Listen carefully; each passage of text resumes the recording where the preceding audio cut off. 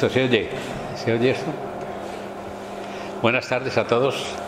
Os presento a don José Eugenio Azpiroz Villar, que es el ponente de esta tarde, que nos va a disertar sobre el tema.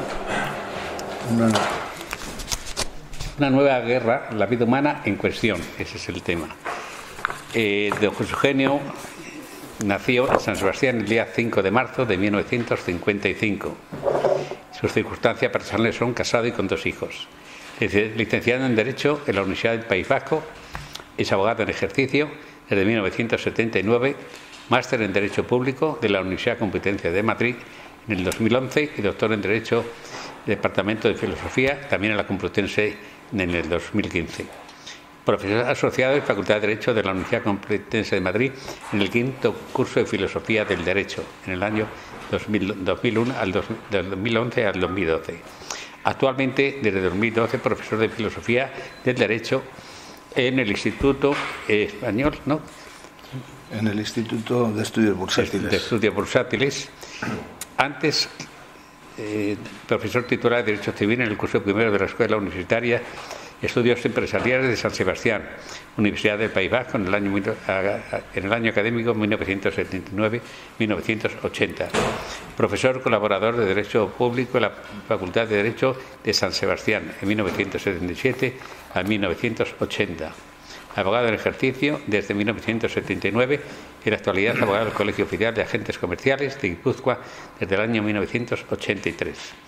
Participante en numerosas mesas redondas, debates, seminarios, cursos y conferencias, principalmente en materia laboral, también económica y sobre ideología de género, bioética y responsabilidad social empresarial. Tiene un gran currículo aquí. Es portavoz del grupo Juntero Popular en la Junta General de Guipúzcoa de 1987 a 1996. Diputado en el Congreso de Guipúzcoa desde 1993 hasta octubre de 2015. Ponente de 34 proyectos de ley, además de participar en los debates de los proyectos de ley general presupuestaria durante 9 ejercicios, llevando las secciones presupuestarias 19 y 60. Portavoz y presidente de la Comisión de Empleo y Seguridad Social. Currículum político. Presidente del País Vasco, del PP en el País Vasco de 1968 a 1989, presidente del PP de Guipúzcoa de 1983 a 1986, portavoz Juntas Generales de Guipúzcoa 1987-1996, diputado por Guipúzcoa por el Partido Popular desde 1993, presidente de la Comisión de Empleo y Seguridad Social de 2012 a 2015. Vicepresidente de la Comisión de Trabajo e Inmigración del Congreso de los Diputados en la 9ª legislatura. Ha sido miembro de la Comisión de Economía y Hacienda en la legislatura 5ª y 6ª, vicepresidente primero de la Comisión de Política Social y Empleo en la 6ª legislatura y portavoz de la Comisión de Política Social y Empleo en la 8ª legislatura. Portavoz del Grupo Popular en la Comisión de Trabajo y Congreso de los Diputados, vocal de la Comisión de Justicia, vocal de la Comisión de Defensa.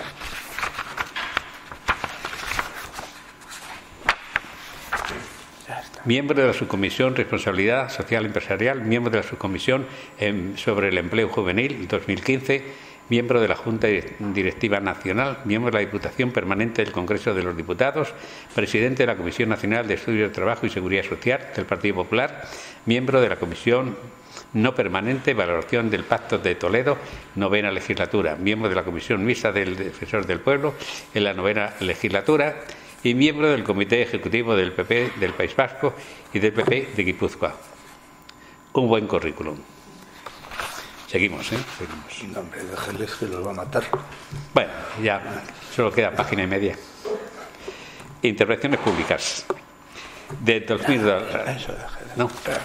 Pues nada. Don José Eugenio tiene la palabra. Si quiere usted allí, fenomenal.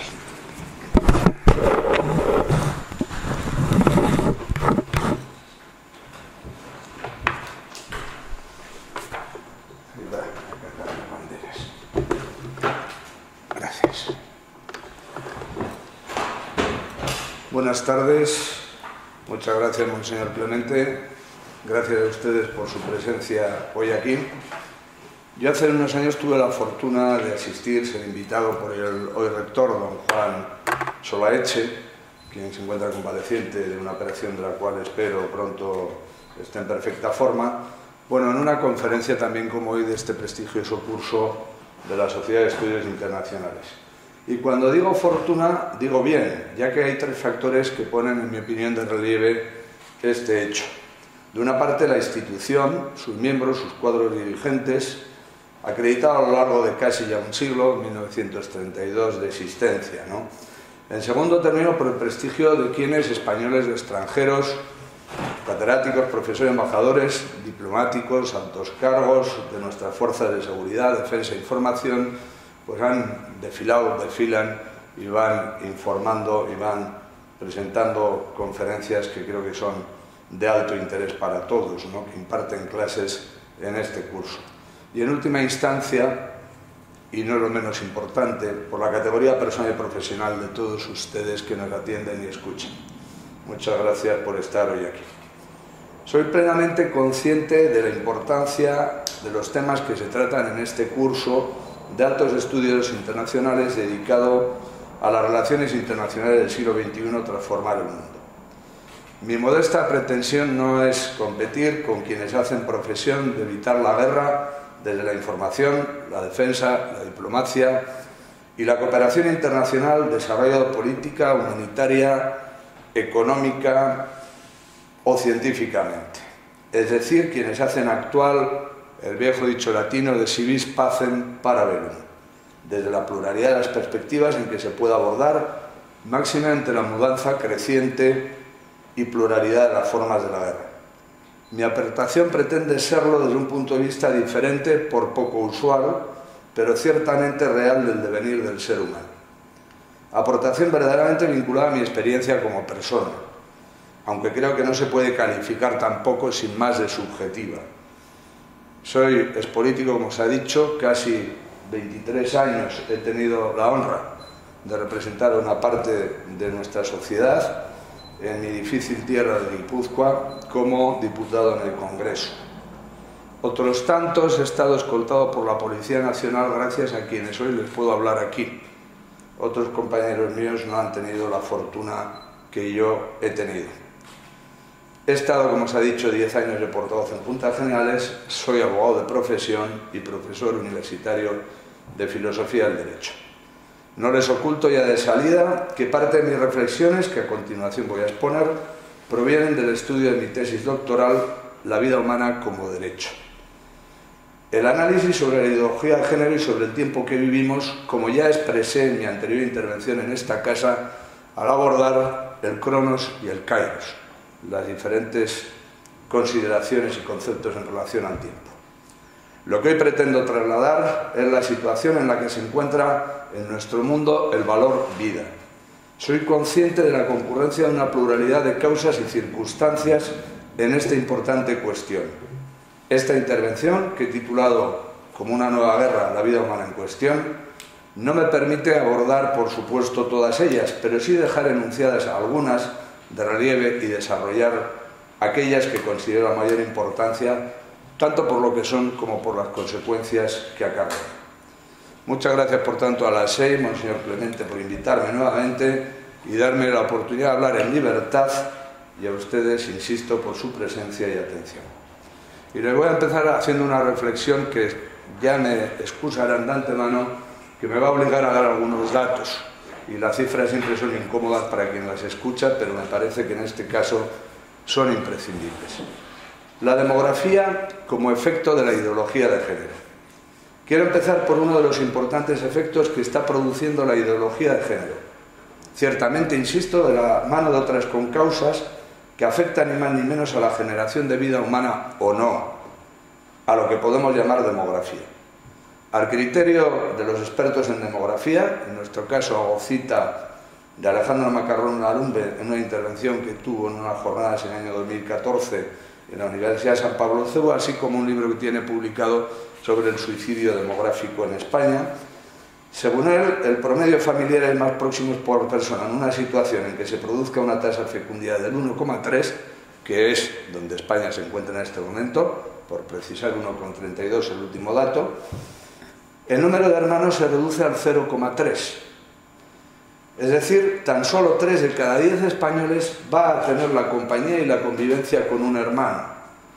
Tasa que se eleva al 0,8 cuando se refiere a primos. Dicho de otro modo, el 20% de los españoles no tendrá ningún primo. Obviamente, si la tasa de fecundidad bajara al 1, resultaría que no habría ni hermanos, ni primos, ni tíos carnales, ni sobrinos carnales. Por otra parte, continuando con esta tendencia suicida, si en 1981 el número medio de personas por hogar en España era de 3,5, en 2006, ahora habrá decrecido este dato también, ha bajado casi en una persona, situándose en tan solo 2,6. Es decir, cada vez más hogares con menos habitantes, más hijos únicos y menos parientes próximos en una sociedad día a día más envejecida. Unido a ello, cada vez más hogares son monoparentales y crece el número de hijos de madre soltera, con pareja o no, hasta alcanzar la cifra de prácticamente el 40% del total de los nacimientos. Todo lo que antecede constituye también efectos directos, consecuencias graves de la no maternidad, de las ideologías antinatalistas, del egoísmo y la falta de apoyo social y público real a la familia y a la maternidad, a la que más adelante me referiré. En este sentido, la Conferencia Episcopal Española, en el año 2014, hace una seria advertencia. El erróneo proceder humano con la reducción del índice de natalidad está dando lugar al envejecimiento alarmante de la población, que de seguir por este camino aboca a la ruina demográfica, económica y sobre todo moral de la sociedad. La política, en el ámbito demográfico, que en la práctica se aproxima a la denominada del hijo único, aunque en China esto, por cierto, ya lo han cambiado porque también están en una situación de envejecimiento y ya no hay hijo único, puede haber dos, está provocando en no pocas ocasiones severas dificultades en la socialización del individuo. Tras 2 generaciones de hijos únicos, no solo han desaparecido los hermanos, también desaparecen los tíos y los primos. La soledad puede volverse atonadora. La posibilidad de solidaridad familiar, que me saltó la página, casi se desvanece y para los laicistas solo queda el Estado quebrado e impotente ante las necesidades materiales y espirituales de las personas. Ubiquemos con cifras la situación en la que nos encontramos. Según el Instituto Nacional de Estadística, datos referidos al movimiento, todos los datos que voy a usar son datos oficiales. Si alguien tiene interés sobre la fuente, encantado de proporcionársela. Bueno, datos definitivos del 2012 sobre la población, que son iguales que este año 2014, que es el último que se han publicado. El número medio de la población de hijos por mujer se eleva tan solo 1,32. En el año 2013 bajó todavía, fue inferior al 1,30. Se trata del llamado indicador coyuntural de fecundidad, sobre que los cálculos más optimistas consideran necesario un 2,1 hijos por mujer. Algunos lo elevan incluso a un 2,4 o 2,5, depende de las sociedades en que esto se produzca. Conviene a estos efectos tener en cuenta los datos sobre las tasas de mortalidad de menores por cada 1000 nacidos vivos. En el periodo 2010-2015 utilizamos los datos proporcionados por el UNFPA, el Fondo de Población Mundial de las Naciones Unidas, relativos al 2013 porque en el 2014 no los incluyeron. Dichas tasas indican la probabilidad de que un niño nacido en un año determinado muera antes de cumplir una determinada edad, en nuestro caso los 5 años. Que aun disminuyendo la mortandad a la mitad en estos últimos años, sigue siendo una cifra terrible. Tales datos son los siguientes. En los países desarrollados la tasa de mortalidad es de 7 niños menores de 5 años por 1000. En las regiones menos desarrolladas se eleva a 57 niños menores de 5 años muertos de cada 1000. Y en los países menos adelantados, la tasa asciende ni más ni menos que a 99 niños por cada 1000 que fallecen antes de los 5 años. Es decir, un 10% de esa población ya no existe cuando han transcurrido 5 años. Siendo el promedio mundial de 52 niños muertos por cada 1000 menores de 5 años. Naturalmente, si la franja de edad fuera, por ejemplo, hasta los 12 años, no hay cifras oficiales para este cálculo, la tasa promedio disminuiría, pero el total de muertos se elevaría. En todo caso, creo que es conveniente corregir las tasas de fecundidad con las de con las de mortalidad prematura para conocer si se produce o no la necesaria regeneración poblacional y conocer lo que podríamos llamar tasa efectiva. Para ello es preciso poder evaluarla con más objetividad de lo que habitualmente se hace. La ecuación es la siguiente. En las regiones más desarrolladas se producen menores tasas de fecundidad y mayores tasas de supervivencia. Y en los países menos desarrollados y menos adelantados, unas mayores tasas de fecundidad junto a unas mayores tasas de mortalidad infantil. Con los datos facilitados por el informe del organismo internacional, podemos concluir que la tasa de fecundidad mundial en el año 2013, considerando los niños muertos menores de 5 años, 52 por 1000, resulta que no es del 2,5 sino el 2,37. Cifra mucho más próxima a la mínima de la repoblación generacional del 2,1. Es decir, estamos a punto de no crecer más, de estancarnos, porque afortunadamente se va reduciendo la mortalidad infantil, aunque constatamos que la fecundidad sigue también disminuyendo. Y lo digo porque los maltusianianos han estado muy preocupados con esta cuestión, y las políticas de la ONU y la planificación familiar han estado muy ocupadas en esta cuestión, y porque las previsiones de llegar a 9.000 millones ya ni figuran en los datos oficiales, porque previsiblemente no se va a llegar a eso que algunos tanto temían como un desequilibrio que se va a producir en el mundo, lo cual es también harto discutible. Continuando con nuestra radiografía, utilizando datos del INE en concreto sobre la proyección de la población española a corto plazo, 2013-2023, estamos ya en medio de ello, podemos destacar varias cuestiones, que no son menores. En primer lugar, la previsión de que España en la década de referencia va a ver disminuida su población en 2,6 millones de personas, bajando hasta los 44 millones de habitantes.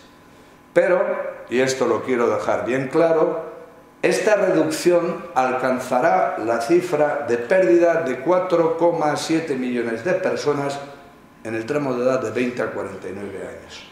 Es decir, vamos a perder mucha más población en la población que está en edad laboral, en edad de ser activa, en edad de producir, en edad de aportar. Paralelamente a tan grave hecho, se produce el incremento de efectivos en el tramo de grupos de edad más de 50 años y muy señaladamente de más de 60. Es decir, una población más reducida y a la vez más envejecida y con menos ocupados.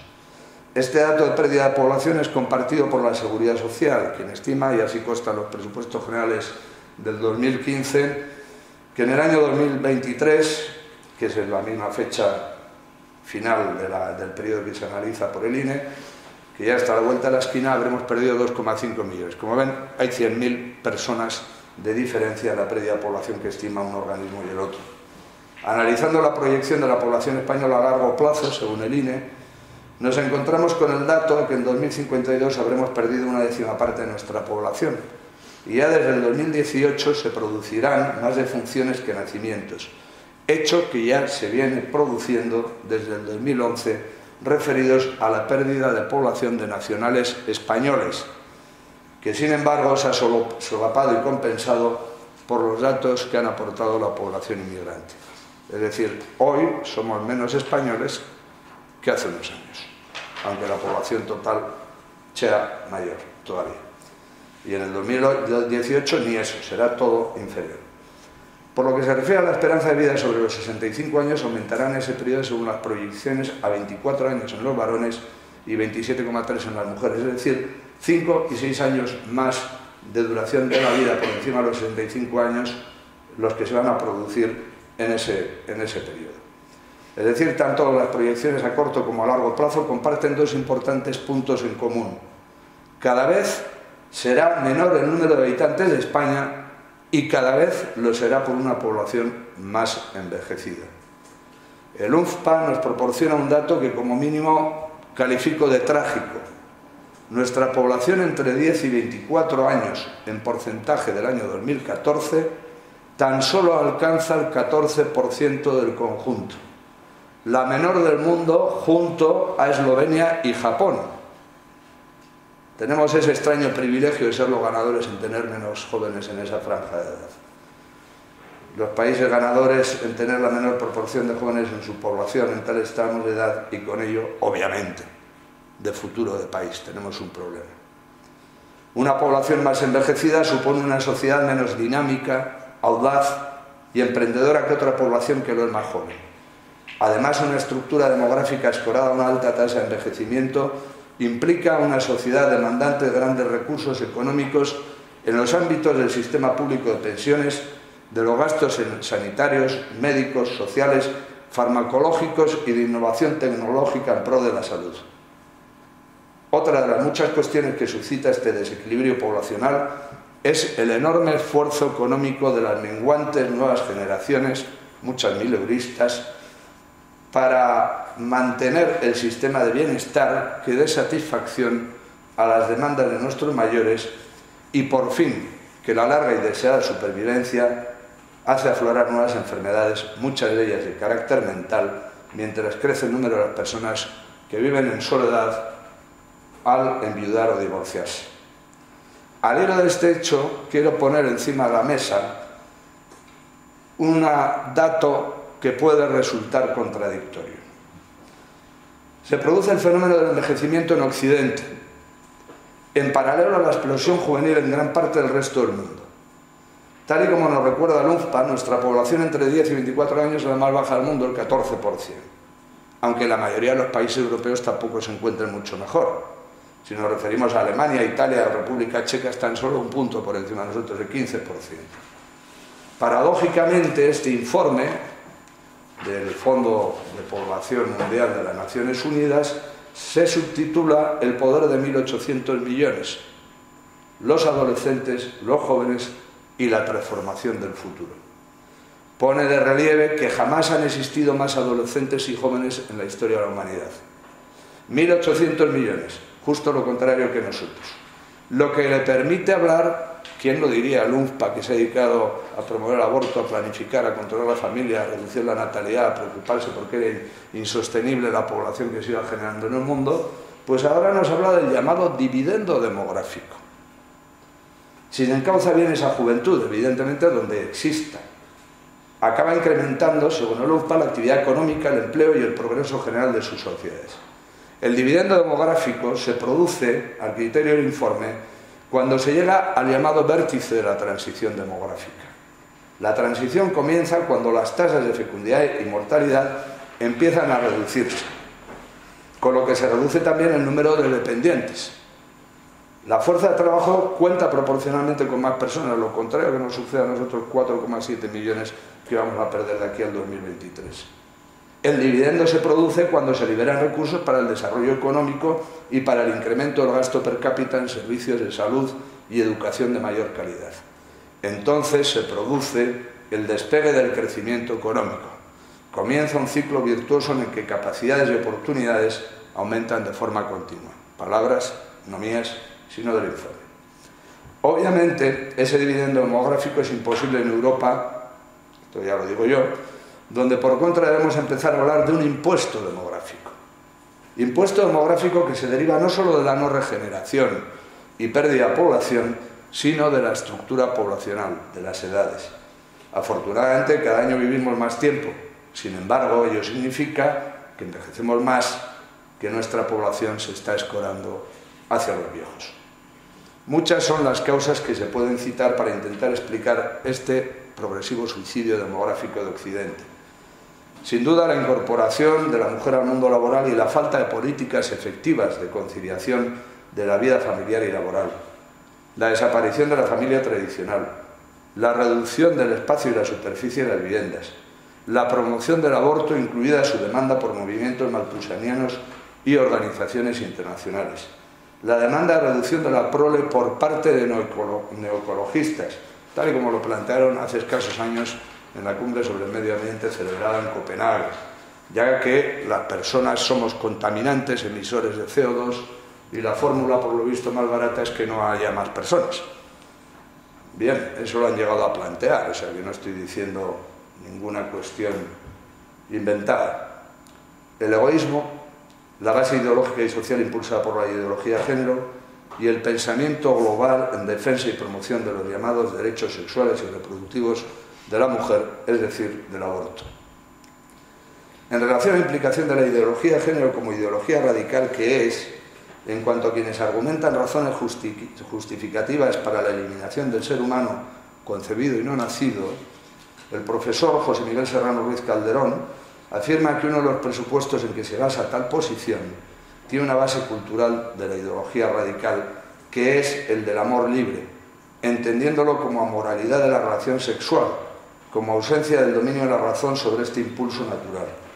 Es evidente, dice, que la libertad sexual integral requiere como presupuesto ineludible la desvinculación del acto sexual de sus consecuencias naturales. Esta desvinculación ha extendido una auténtica mentalidad anticonceptiva. Conviene decir que dicha mentalidad y práctica anticonceptiva es presupuesto necesario del amor libre y no solo una mentalidad colateral a dicha forma de vida, o más precisamente a dicha ideología o factor fundamental de la ideología dominante. En estas coordenadas parece existir igualmente en la base de la ideología feminista una desvinculación respecto a la condición femenina. De esta forma, la igualdad entre los sexos se reconduce a una igualdad en una humanidad artificial, liberada de la propia naturaleza, y se traduce en un empobrecimiento de lo humano en general y de la feminidad en particular. A partir de esta mentalidad general, se debe entender el embarazo como un accidente, como un suceso que escapa a la autonomía de la voluntad humana, o en algunos casos como un suceso que ocurre en contra de dicha voluntad. Por mi parte, creo que el aborto ha pasado de ser algo fatal, indeseable y para algunos inevitable, a erigirse en un auténtico derecho a la mujer. En primera instancia, argumentado sobre la base del supuesto derecho a decidir sobre el propio cuerpo. Mi cuerpo es mío, que dirían las feministas, para pasar a ser un derecho derivado de la salud reproductiva y sexual de las mujeres, que incorpora el de su libérrima decisión a continuar con su maternidad o no, en cuyo caso el costo del aborto de su hijo debe ser financiado gratuita y públicamente, es decir, con los impuestos de todos los contribuyentes, incluidos aquellos que no estén o no estemos de acuerdo con tal letal decisión. En este contexto, en cita del catedrático Francisco Contreras, es significativo, en el primer capítulo de The Feminist Mystic, Biblia del ultrafeminismo de Betty Friedan, en el año 1973, el célebre ataque contra la familia norteamericana de clase media, a la que la autora describe como un confortable campo de concentración.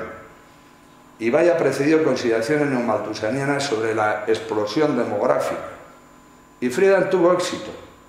Advinieron la liberación sexual, con su secuela de volatilidad amorosa e incapacidad para el compromiso duradero. El derecho al aborto, el descenso de la nupcialidad, el porcentaje creciente de mujeres que aseguran no necesitar la maternidad para sentirse realizadas. De hecho, un 40% largo de las mujeres universitarias alemanas no tienen hijos. La crisis del matrimonio y la familia es sin duda uno de los factores que más ha influido en el descenso de la natalidad. Por todo lo expuesto, considero necesario recalcar la importancia de conocer las causas de aquello que como civilización nos está sucediendo. La ideología de género, el relativismo, el individualismo, el hedonismo, la sociedad del consumo y de la desvinculación son base de todo ello. Solo un cambio cultural, una transformación mental y espiritual verdadera y una conducta generosa y coherente con nuestra propia naturaleza y vocación de perpetuación como especie pueden realmente revertir esta gravísima situación, más allá de las necesarias ayudas a las familias con hijos que en tantas ocasiones me ha tocado exponer y con tanta necesidad demandar. De los datos demográficos hasta ahora expuestos, de la conjunción del envejecimiento con una disminución radical de la fecundidad no regeneradora de la población, es fácil deducir el resultado de esta explosiva combinación en multitud de facetas. Sin ir más lejos, en nuestro sistema público de vejez, con más años de cobro de pensiones de jubilación, obligando al sistema de seguridad social a renovarse y actualizarse permanentemente. Dicho Román Paladino, en definitiva recortando derechos y prestaciones para que el sistema sea sostenible. Recordemos que un sistema saneado requiere de un ratio cotizante pensionista de 2,5. mientras que en este momento ni se llega a 2 cotizantes por pensionista, por beneficiario de las distintas pensiones. Y unido a ello se produce un importantísimo incremento en el sistema sanitario y en el gasto medicamentoso. Recojo el parecer del catedrático Contreras en un artículo publicado en ABC de Sevilla cuando dice que lo más inquietante es que la crisis demográfica y la económica se potencian recíprocamente en una espiral mortal. Cuanto más envejezca la población, más difícil que se pueda remontar la economía, pues el gasto en pensiones y sanidad requerirá una elevadísima presión fiscal y viceversa. El oscuro horizonte económico disuade a las parejas de procrear y obliga a los jóvenes a emigrar. La tormenta perfecta. Es decir, un occidente envejecido y con enormes problemas de recursos para afrontar el reto que una estructura poblacional como esta demanda. El modelo social europeo se encuentra con un dilema imposible: que muchos viejos vivamos a expensas de pocos jóvenes.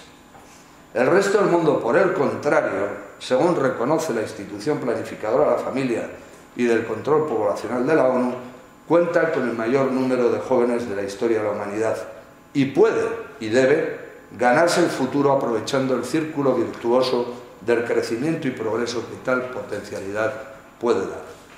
Ciertamente, el envejecimiento y el crecimiento de poblaciones jóvenes no es uniforme ni global en todo el mundo, aunque sí conviene advertir que no pasarán muchas décadas si las tasas de fecundidad continúan su progresiva disminución y la ideología de género imponiéndose, en que en estos países jóvenes pasarán también a la lista de los envejecidos con la crisis financiera, social y cultural que esto conlleva, tal y como algunos otros países ya estamos advirtiendo y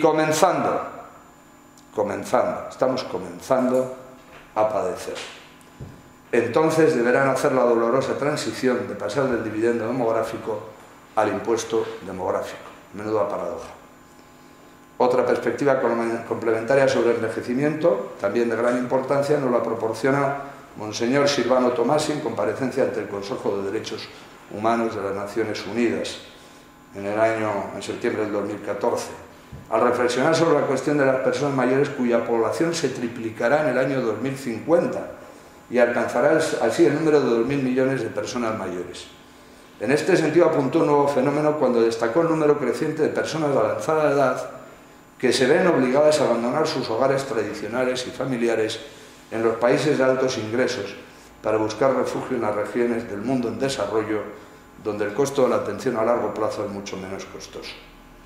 Por concluir, las graves consecuencias de la no maternidad, resultado de la ideología de género y del egoísmo social, no sobra recordar la escalofriante cifra de 112.000 abortos en España en 2012, 109.000 en 2013 y cerca de 95.000 en 2014.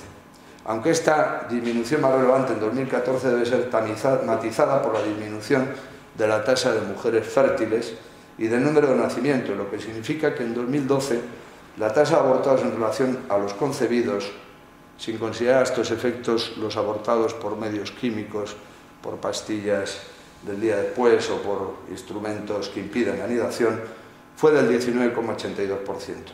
En el 2013 subió al 20,35% y en el 2014 ha bajado al 18,20%, según datos del Ministerio de Sanidad, Servicios Sociales e Igualdad del Gobierno de España.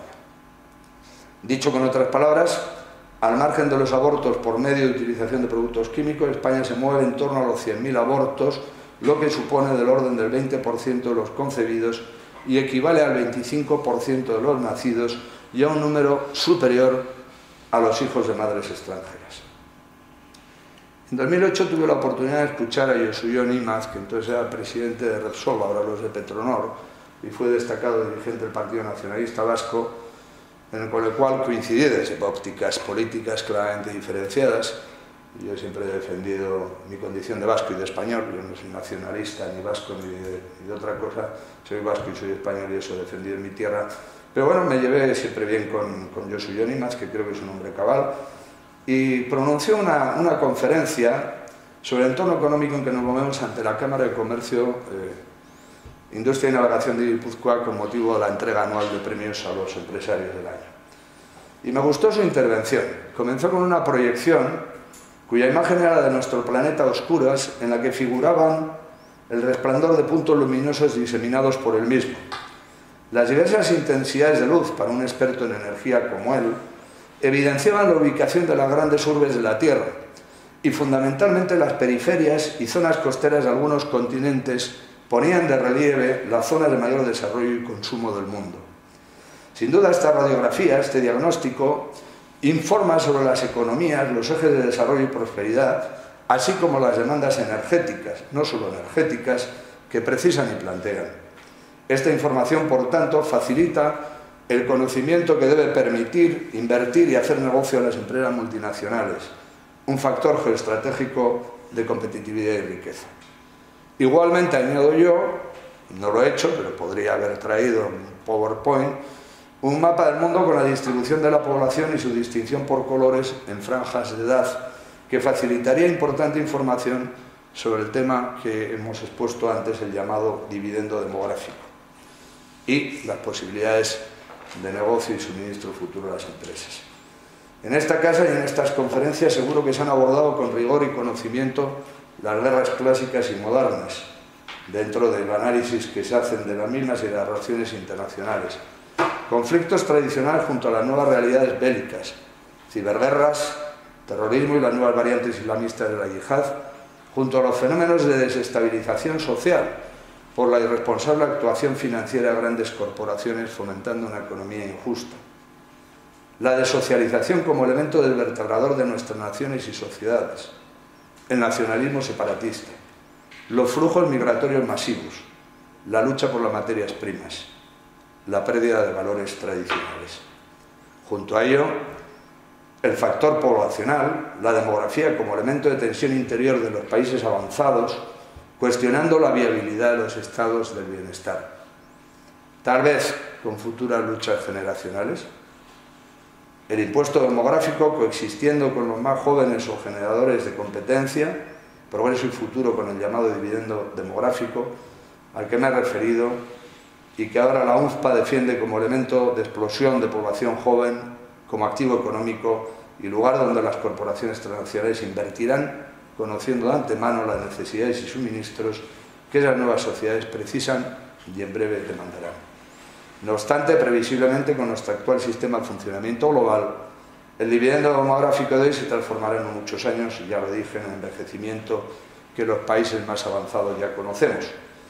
Ese desenlace se antoja inevitable, salvo que se produzca un cambio cultural y mental impensable en el pensamiento considerado políticamente correcto en el mundo, salvo que se vuelva a valorar, reconocer y prestigiar la maternidad en vez del aborto.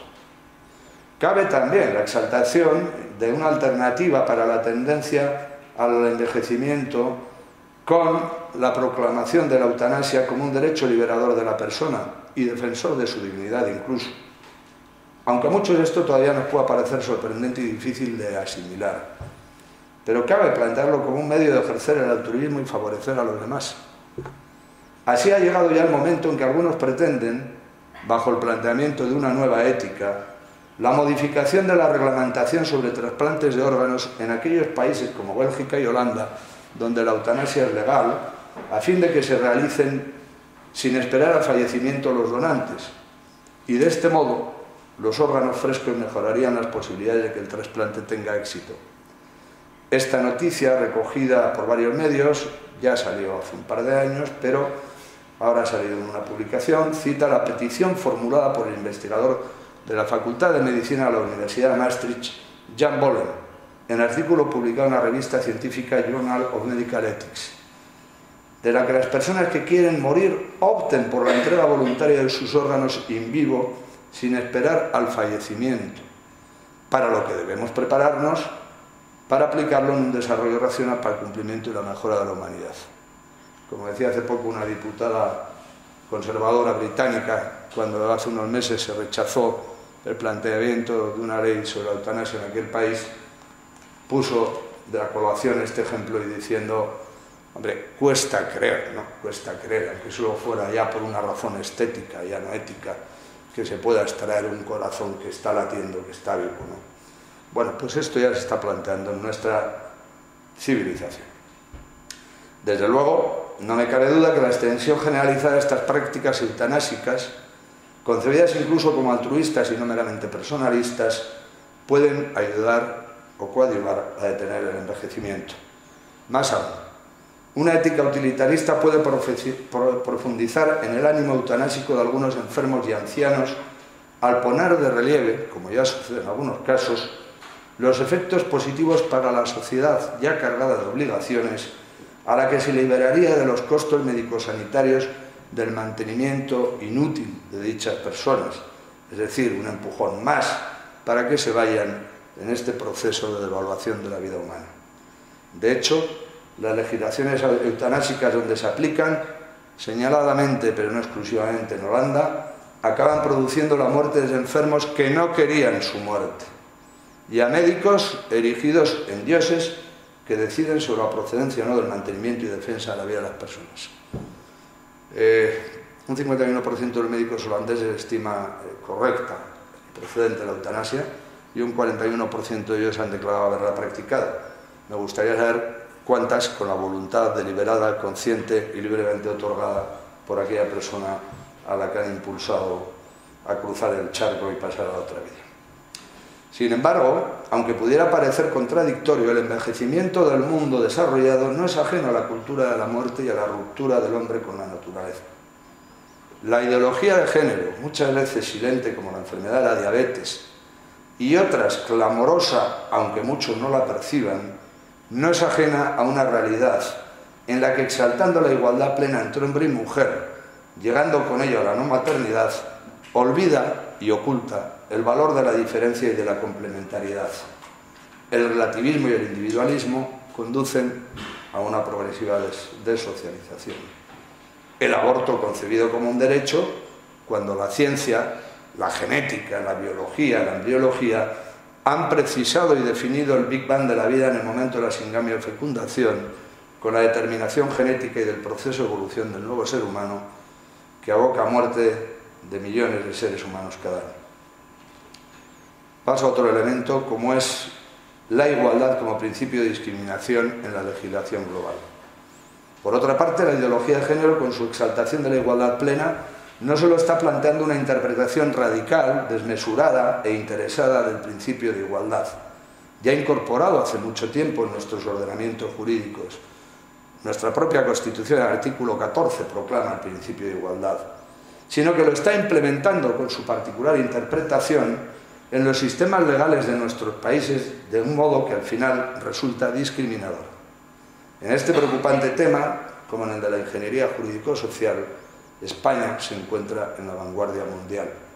Me explico. Nuestra legislación sobre la llamada igualdad y no discriminación, de momento en su producción legislativa autonómica, porque en la nacional todavía no ha llegado, pero va a llegar pasado mañana, sigue fielmente los postulados de esta ideología en cuanto promueve la inclusión de medidas de discriminación positiva, estableciendo derechos que van en contra y a costa de los derechos del resto de los ciudadanos. Lo que realmente acaba produciendo una quiebra del principio constitucional de igualdad al limitar los derechos y oportunidades, al fomentar la participación, representación, promoción de derechos específicos, sean laborales, educativos, sanitarios, culturales y promocionales de las subvenciones públicas, es decir, la financiada por los ciudadanos contribuyentes en pro, concretamente, de las personas LGTBI, lesbianas, gays, transexuales, bisexuales e intersexuales. A título de ejemplo, vamos a acercarnos a la ley que fue aprobada por unanimidad por la Asamblea de Extremadura el 19 de marzo del 2015. Se titula Ley Extremeña de Igualdad Social de Lesbianas, Gays, Bisexuales, Transexuales, Transgénero e Intersexuales y de Políticas Públicas contra la Discriminación por Orientación Sexual e Identidad de Género en la Comunidad Autónoma de Extremadura. Contra leyes como esta había todavía también mi intervención, porque son de largo recorrido y aquí ya no las LGTBI incluyen más supuestos. Bueno, consiste en un texto de 52 artículos, 4 disposiciones adicionales y 2 finales.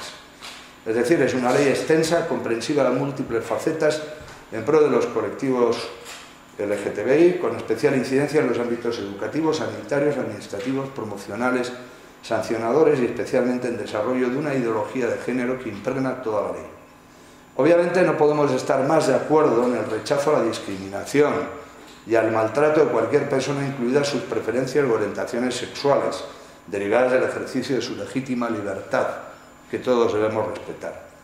No obstante, aunque de una perspectiva filosófica se habla de conceptos antitéticos como igualdad y diversidad, salvo que acepte que no se puede tratar por igual a los desiguales, nosotros consideramos que la adecuada aplicación del principio constitucional de igualdad, elemento constitutivo junto a la justicia, de la esencia del derecho y de nuestro ordenamiento jurídico, el principio aplicado por jueces, administraciones públicas, privadas y ciudadanos, ya está garantizado en nuestra sociedad.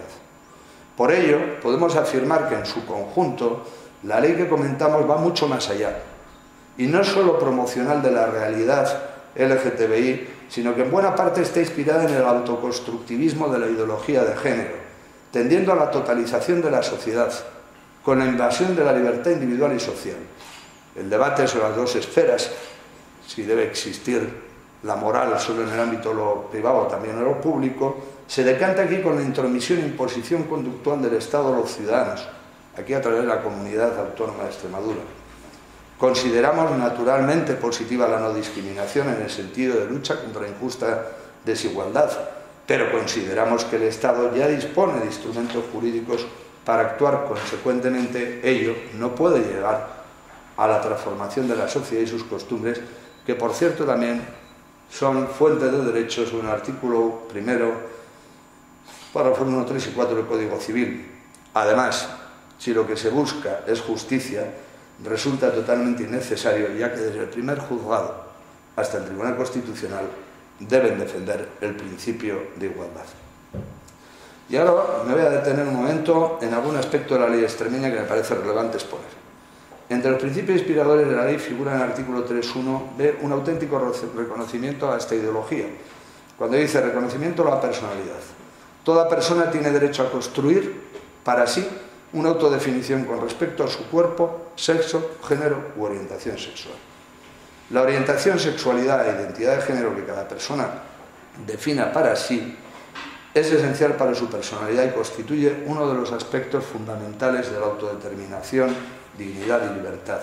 Ninguna persona podrá ser presionada para ocultar, suprimir o negar su orientación sexual, expresión o identidad de género. No vamos a detenernos más con esta intervención en el análisis de la ley, pero me parece relevante, por la enorme importancia que se contiene en la misma, lo que titula, y hay que agradecer al legislador la sinceridad, no se han cortado un pelo, no se han cortado un pelo al decir en el artículo 43 titularlo como inversión de la carga de la prueba. Inversión de la carga de la prueba. Cuestión que al menos en su expresivo título, como digo, no se esconde, y va más allá incluso de las pretensiones del proyecto de ley presentado en el año 2011 por el gobierno de Rodríguez Zapatero, que al disolver anticipadamente las Cortes no fue objeto de debate parlamentario. El artículo 43.1, para su conocimiento, manifiesta lo siguiente. En los procesos autonómicos, cuando el interesado aporte hechos de indicios razonables, fundamentados y probados por cualquier medio de prueba admitido en derecho, de haber sufrido discriminación por razón de orientación sexual, identidad o expresión de género, corresponde a aquel a quien se atribuye la conducta discriminatoria la aportación de justificación probada, objetiva y razonable de las medidas adoptadas. O bien los hechos o indicios razonables a los que se refiere el artículo no lo son suficientemente fundados o probados, lo que conlleva la presunción de inocencia del acusado, o bien se destruye la presunción de inocencia a través de la inversión de la carga de la prueba, debiendo probarse que la sólida y razonable imputación no era tal, prueba, por cierto, que en muchas ocasiones se convierte en diabólica. Piensen por un momento en los efectos promocionales que se establecen en el ámbito laboral. Uno tiene una tienda y va a contratar a 2 dependientes, y van varios, y al final contrata a 2 los que le parecen más idóneos, ¿no? Y de repente hay una persona que dice, no, mire, es que a mí me discriminan porque como soy lesbiana o soy homosexual y este es un homófobo, pues, ¿qué prueba tiene para acreditar que eso no es así?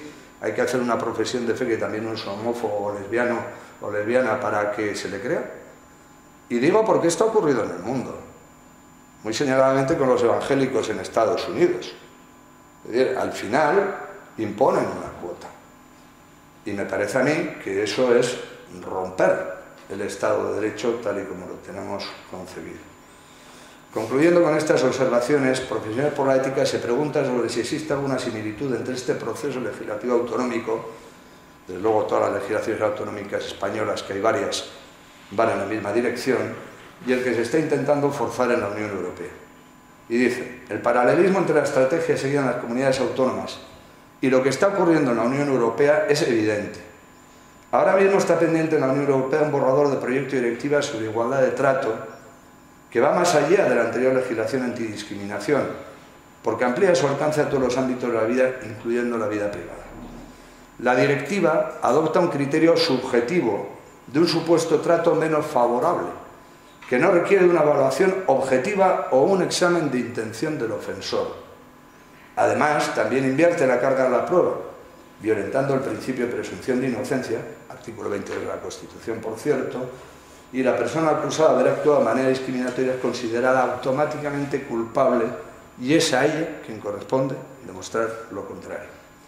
De esta forma queda claro que el proyecto de directiva no es el escudo que dice ser, sino más bien es una espada que puede ser manejada por cualquier persona en contra de cualquier otra, reduciendo enormemente la libertad. Hasta aquí la respuesta que se dan a lo preguntado. La gran cuestión es que la igualdad aplicada al extremo se traduce en la desigualdad entre los desiguales, se transforma en discriminación, en la cual siempre hay alguien negativamente discriminado. Si hay una discriminación positiva de alguien, hay una discriminación negativa de otros, normalmente los paganos. Y llega al extremo de socavar el principio de presunción de inocencia del artículo 22 con la inversión de la carga de la prueba, dinamitando con ello el basamento constitucional y legal de nuestro Estado de Derecho, en última instancia del basamento garante de nuestra convivencia social. Tenemos una experiencia de una ley discriminatoria que podía entenderse que estaba pues, muy bien planteada en el sentido que tenía un objetivo muy loable, como era la erradicación de la violencia de género, de la muerte inasumible de tantas mujeres a manos de las personas con las que les vincula una relación de afectividad. Lamentablemente el transcurso del tiempo no ha mejorado la situación y lamentablemente el Tribunal Constitucional, aquello que diseñó don Gregorio Peces Barba de la discriminación positiva en favor de la mujer, no ha servido para la mujer y a muchos hombres les ha colocado en ocasiones en situaciones injustas cuando se han visto abocados a un proceso de separación o simplemente pues que la mujer en un momento determinado ha querido utilizar este medio. Le denuncio el viernes, hasta el lunes que va el juez, la policía tiene la obligación, el protocolo de cumplirlo y bien harán en cumplirlo, porque si no van a tener problemas serios y por lo tanto se están produciendo situaciones injustas.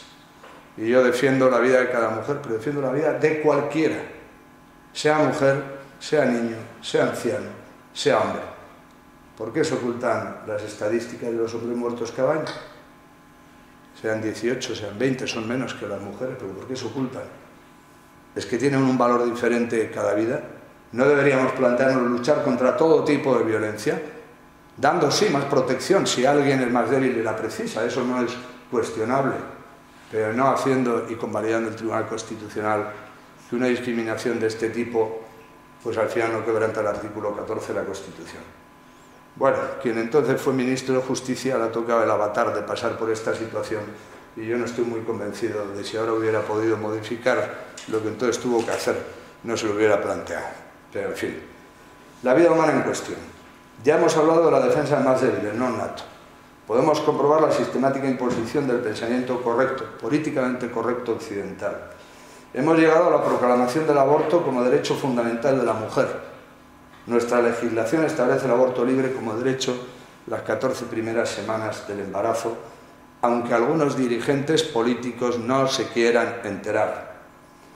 El Parlamento Europeo, pese a no ser competente en la materia, aprobó en junio de 2015 la petición del informe Noich de reconocimiento del aborto como derecho fundamental de la mujer. Me pregunto, ¿hay que repetir una y mil veces que matar a alguien no es derecho de nadie? Lamentablemente parece que sí. En el otro extremo la vida se mercantiliza con el contrato de vientres de alquiler. Se compra la maternidad de la mujer gestante y se cosifica la vida y se degrada la dignidad humana de la madre y del niño concebido. Al final de la vida la eutanasia clama contra la falta de cuidados paliativos, de afectividad, de cuidados humanos y respeto a la vida y de la dignidad. Conocido es el caso de Holanda y las muertes provocadas contra la voluntad del enfermo. De otros aspectos antes hablamos. En Bélgica, cuando creíamos despenalizada la pena de muerte, la Fiscalía se avino a la petición de un preso sexual que no aguantaba su privación de libertad a que se le matara. Finalmente el gobierno desautorizó esta decisión. Y además se unieron a él otros 15 o 16 presos. Dijo, no, a mí mátenme, que para estar aquí no me interesa vivir.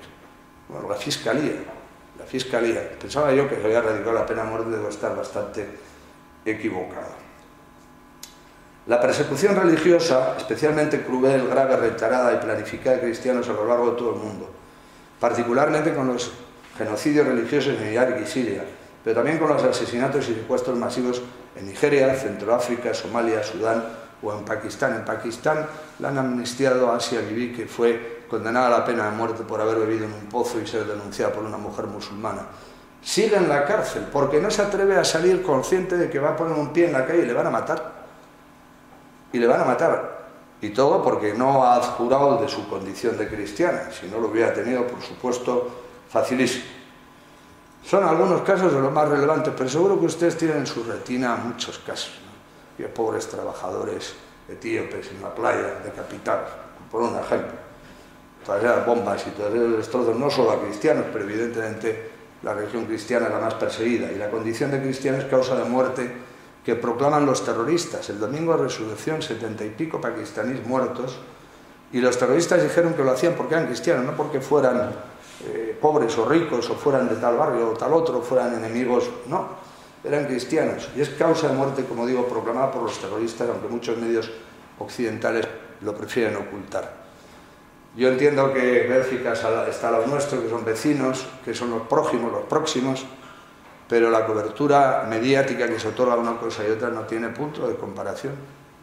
Y a veces pensamos que lo que ocurre allí no nos va a afectar aquí, y al final nos acaba afectando, ¿cómo no?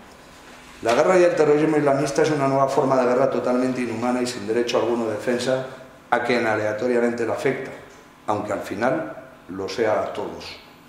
Qué diferente trato en la agenda mediática mundial en función del lugar, las creencias y tipo de ciudadanos donde se produce el atentado. Desgraciadamente la vida está sistemáticamente violada. Asesinatos, explotaciones humanas de todo tipo, comenzando por la trata de blancas o la explotación infantil, mercantilización de la vida, crueldad extrema hacia el hombre, sangría y tragedia que sumen la oscuridad a esta nuestra sociedad tan avanzada y en supuesto progreso.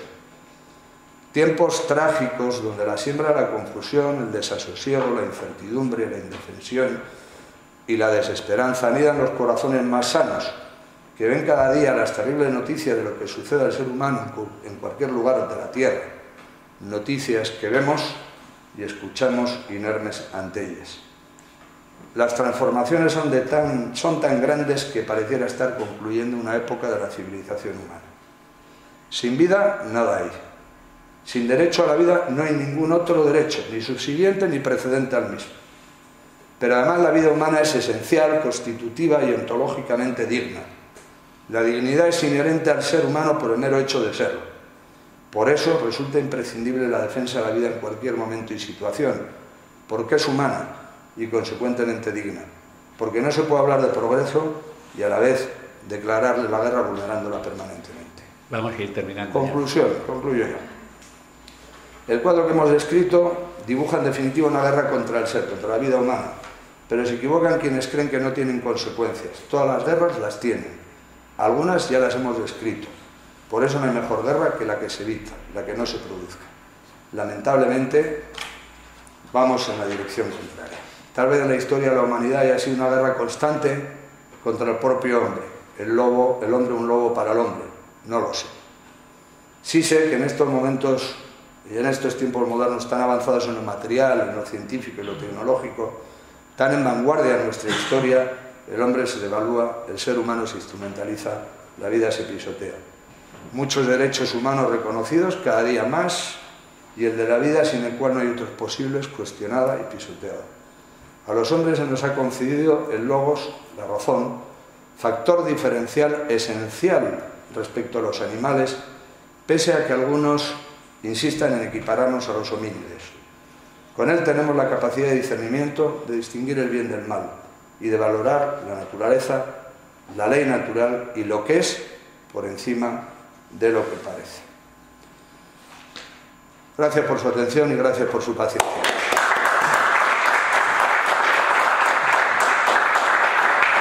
Turno de preguntas. Ya les he dejado dormidos. Adelante. ¿Podría hacer algún comentario? Me llama mucho la atención lo que ha dicho al principio sobre el problema que tenemos nacional de envejecimiento de la población y luego quería saber su opinión al respecto de cómo puede influir el hecho de que se facilite la inmigración en nuestro propio país o en la propia Europa para rejuvenecer esta población. Yo he tenido la oportunidad de estar en las comisiones del Pacto Toledo y estar vinculado al tema de la seguridad social, que profesionalmente lo conocía. Llevo un tiempo en que viví contra la seguridad social y luego me ha tocado, bueno, pues defender o intentar contribuir de alguna forma a que el sistema fuera viable, ¿no? Y me acuerdo hace muchos años, cuando empezaba estas reuniones del Pacto Toledo, que es un foro donde en principio se debate con naturalidad y sin un protagonismo partidista que impida el poder profundizar en las cuestiones, o sea que es un foro positivo en ese sentido. Me acuerdo que comparecieron ante la comisión varios secretarios de Estado de Seguridad Social de diversos países. Y hubo dos que muy señaladamente pusieron encima de la mesa el tema que usted plantea. Eran los de Holanda y los de Suecia. Y dijeron, no crean ustedes que la inmigración es una solución. Porque si ustedes están pensando en eso, deben pensar paralelamente en los llamados costos de integración. Yo estuve hace poco en el Ramón y Cajal y entonces al entrar vi que había pues, un directorio de lenguas traducibles. Bueno, eso hace 20 años en España no existía. Y entonces ahora tú ves el inglés en pakistaní, en no sé qué, bueno, en inglés por supuesto, ¿no? Pero en un montón chino, en no sé qué. Bueno, tenemos que tener un aparataje social de dar una respuesta a gente que no tiene nuestra cultura, ni nuestro idioma, ni nuestras costumbres, que no es fácil, más allá de que pueda haber una integración razonable o una posición multiculturalista que personalmente no comparto, que al final lo que hace es identificar las diversas gentes que vienen con sus culturas y con sus formas de actuar, ¿no? Pero eso cuesta. Y al final hay gente a la cual pues, le tengo que proporcionar en el sistema educativo de unos medios que hace unos años no precisábamos. Debemos de tener más profesores con más idiomas, y no estamos hablando solo de inglés o francés, sino de muchos otros idiomas. Tenemos que estar hablando de los costos que significa. En las cárceles dicen que están dando comida, no se llama halal, a los musulmanes. Bueno, pues esto hace unos años no hacía falta, todo patatas a la riojana y se acabó el problema. Ahora no, ahora hay que... Todo eso cuesta dinero. El que normalmente esa gente carece de recursos cuando se incorpora a nuestra patria, a nuestra nación, implica el que hay que hacer subvenciones, el que hay que dar medios, el que hay que dotar de becas, hay que facilitar vivienda, hay que facilitar transporte, hay que facilitar libros escolares y todo eso cuesta mucho dinero. Evidentemente, si hay un tirón de la actividad económica y laboral, pues al final se acaba fichando a gente porque hay que cubrir los puestos de trabajo. Todavía no estamos, desgraciadamente, en esa situación y quizá llegue en algún día. Pero hemos visto también cómo cuando ha venido la recesión económica ha habido una desintegración de gente que había venido y ha vuelto a sus países de origen y de procedencia, ¿no? Y luego nuestra legislación pues, es generosa y eso implica que los costos sanitarios no se refieren exclusivamente a la persona que puede venir a trabajar, sino a su entorno familiar. Y el reagrupamiento familiar cuesta dinero. Por lo tanto, en términos económicos, la ecuación no es tan sencilla, no es tan fácil. Cuesta mucho dinero el integrar, más allá de cuestiones culturales o políticas y tal. Es decir, asépticamente hablando de lo que significa incorporar a esas personas a nuestra sociedad. Y bueno, supongo que cuando haya carencias, si hay actividad, insisto, vendrán. pero el costo no es gratuito, no es irrelevante. Y de hecho el problema es que tenemos un envejecimiento brutal, y tenemos uno de los sistemas sanitarios mejores del mundo, y todavía tenemos una buena dieta en la Mediterránea, y tenemos un país donde la gente es de los más longevos del mundo. Y claro, todo eso está muy bien, pero eso cuesta dinero. Entonces, claro, legislaciones que garantizan las prestaciones en la vejez, que han partido desde hace mucho tiempo, que los 65 años era la edad máxima de jubilación y la edad real, pues 62 y medio, no llegaba a 63, claro, al final va a tener que ser 70 años. La legislación actual está estableciendo hasta los 67 años de forma transitoria, pero yo creo que no va a pasar mucho tiempo en que nos tengamos que marcar como objetivo jubilable, salvo determinados colectivos, especialmente de trabajos de desgaste físico, pues nos vamos a ir a los 70 años.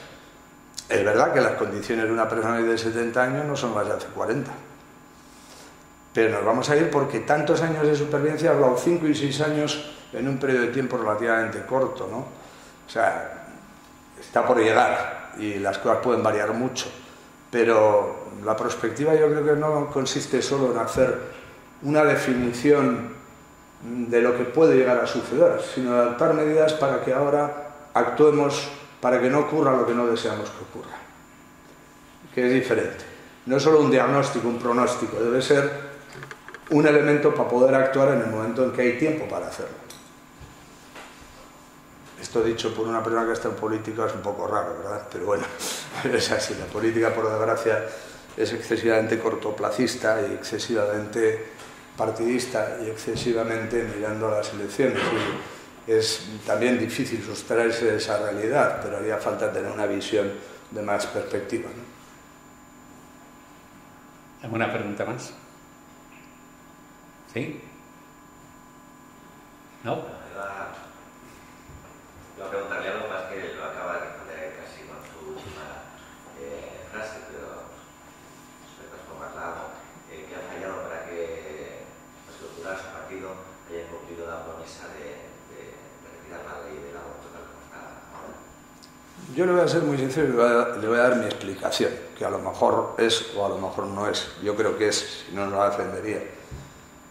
Yo tuve oportunidad de estar en enero del 2014 en una manifestación en París. Había 50.000 personas por ahí más o menos, no había medio millón, pero en el cual al final a mí, junto a algunos otros compañeros, me pusieron la pancarta y estaba aquello lleno de banderas españolas y ¡vive la España! y ¡vive Mariano! ¡Rajoy! ¡vive Mariano! ¡Rajoy! Los franceses estaban esperando que hubiera una reversión en una legislación como la nuestra, que es aborto libre las 14 primeras semanas. El que un país como España, que tiene un cierto peso en el mundo y un gran predicamento en Centro y Sudamérica, pudiera modificar una legislación que en vez de ir abriendo, como en las cámaras fotográficas, ¿cómo se dice? El objetivo, pues habría el objetivo en defensa de la vida y no del supuesto derecho que se le atribuye a la mujer de abortar cuando quiera, ¿no? Y yo creo que al gobierno español le tocaron desde arriba. ¿Y quién le tocó desde arriba? Pues quien está defendiendo el aborto. Está defendiendo Obama, lo está defendiendo la ONU, lo está defendiendo la Unión Europea. Acabo de hacer una cita al Parlamento Europeo del año pasado, de junio. Lo está defendiendo pues el llamado pensamiento global políticamente correcto. Y yo creo que además eso puede explicar.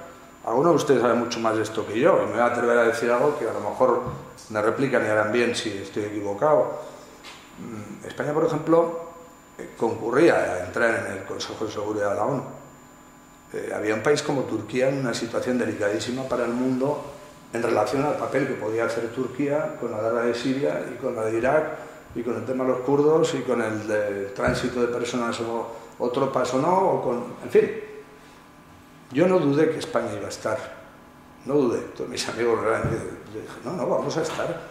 Vamos a estar porque hemos asumido el pensamiento global.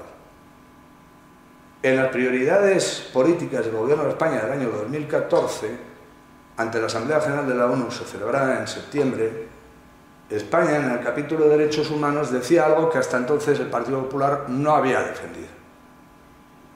Defenderemos el goce y disfrute de los derechos de las lesbianas, los gays, los transexuales, homosexuales, intersexuales, bisexuales, etc. Yo lo respeto, pero yo no lo defiendo.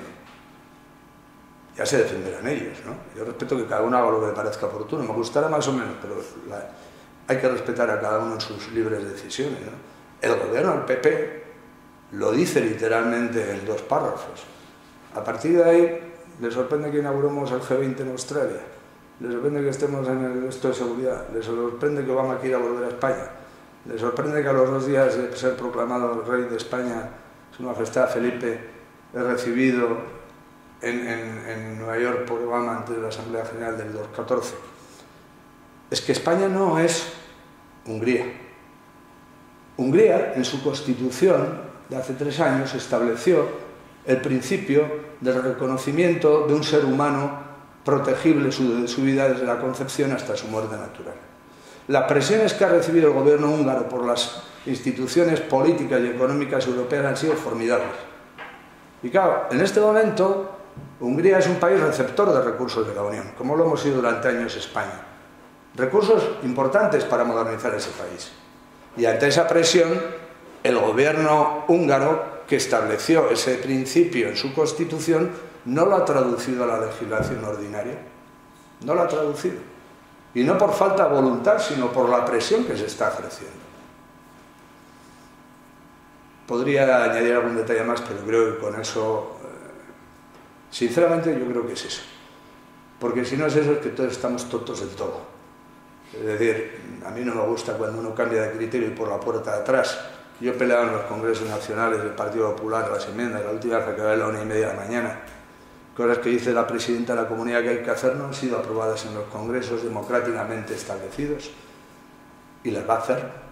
Aquí porque le han pisado la ley Ciudadanos, Podemos y el PSOE, pero lo tenía comprometido en su programa electoral y eso lo va a llevar a cabo.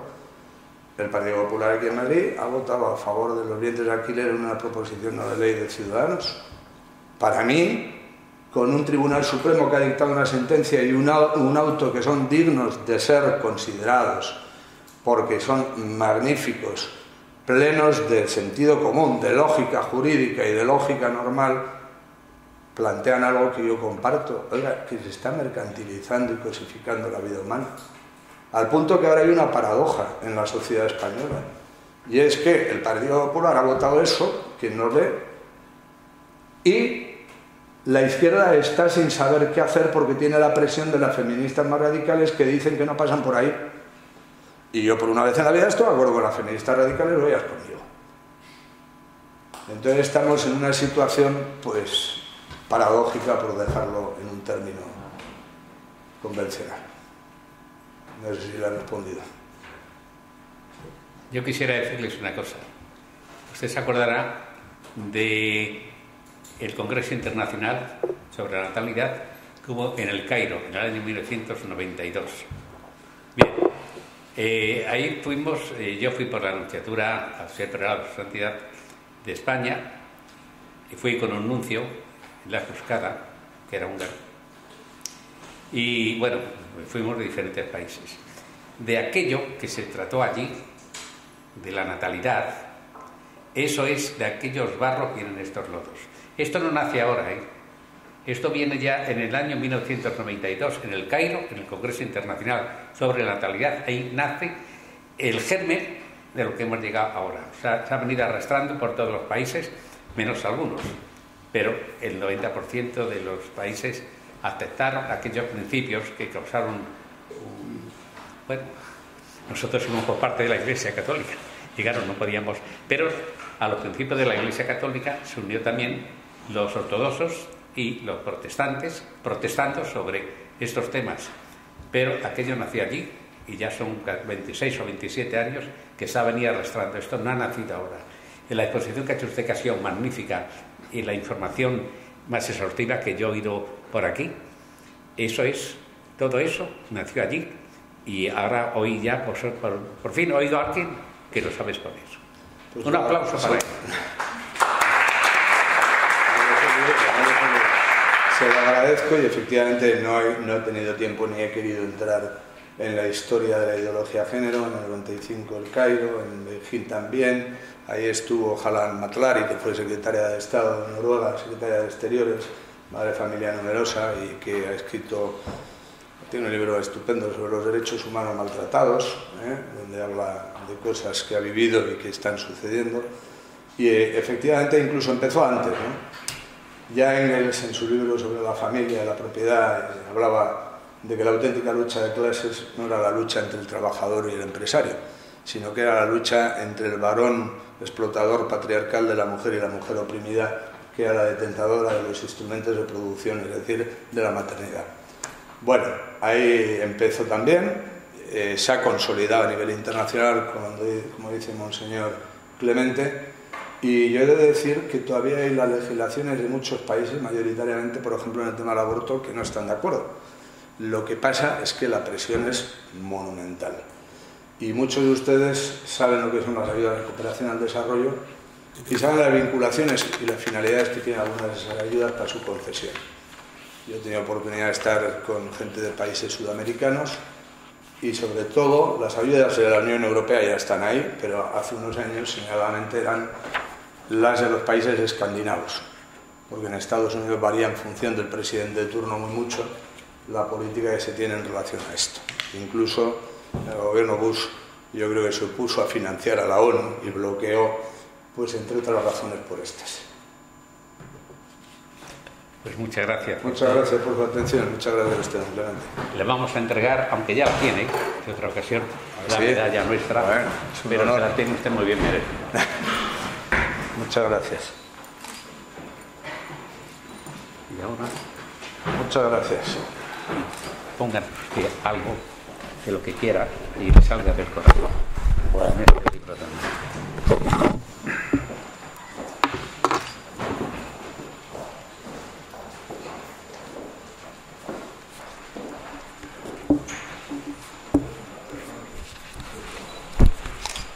Ahora tenemos a la comisaria. A los pobres han sobrevivido a duras penas. ¿Cómo? Han sobrevivido a duras penas. No, pero ha sido muy interesante. Bueno, yo vamos a ver, con esta exactitud no lo haría.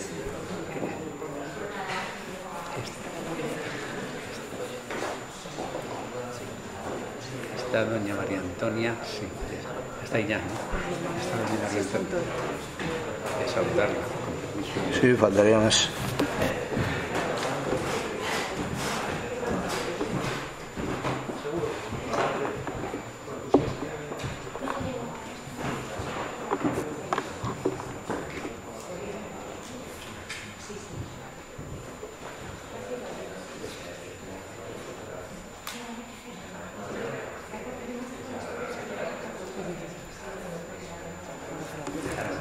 Muchas gracias. Muchas gracias a usted, de verdad. Hombre, mañana le enviaremos las fotografías. muchas gracias. Le agradece. Una tarjeta mía. Muy bien.